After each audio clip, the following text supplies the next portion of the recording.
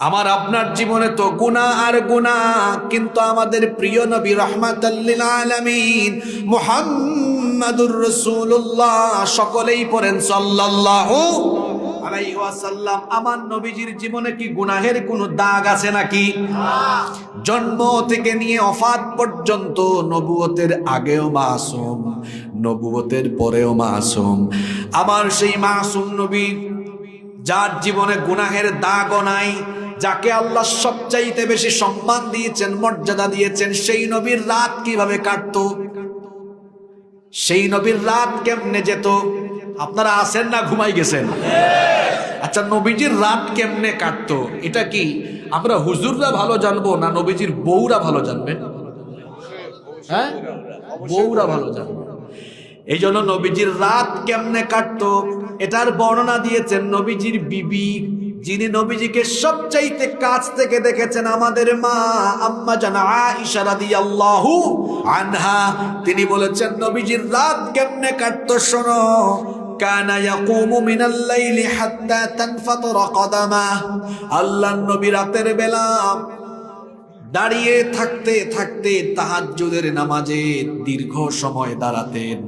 দাঁড়াতে দাঁড়াতে নবীজির বিবি বলছেন হাত্তা তানফাতারা কদামা, আল্লাহর নবীর পা মুবারক পর্যন্ত ফুলে যেত। আল্লাহর নবীর পা মুবারক ফুলে যেত। এটা দেখে নবীজির বিবি আমাদের মা আম্মা জান আয়েশা রাদিয়াল্লাহু আনহা জিজ্ঞেস করলেন, লিমা তাসনাউ হাদা ইয়া রাসূলুল্লাহ। সকলেই পড়েন সাল্লাল্লাহু আলাইহি ওয়াসাল্লাম। নবী গো, এত রাত পর্যন্ত দীর্ঘ সময় দাঁড়িয়ে দাঁড়িয়ে পাগুলো ফুলে যায়, কেন আপনি এত কষ্ট করেন?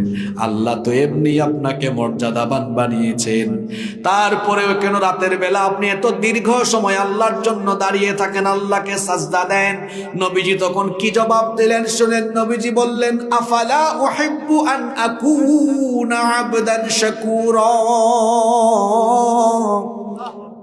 আমার স্ত্রী আয়েশা, আল্লাহ আমাকে মর্যাদা দিয়েছেন, এই অনুগ্রহ কার?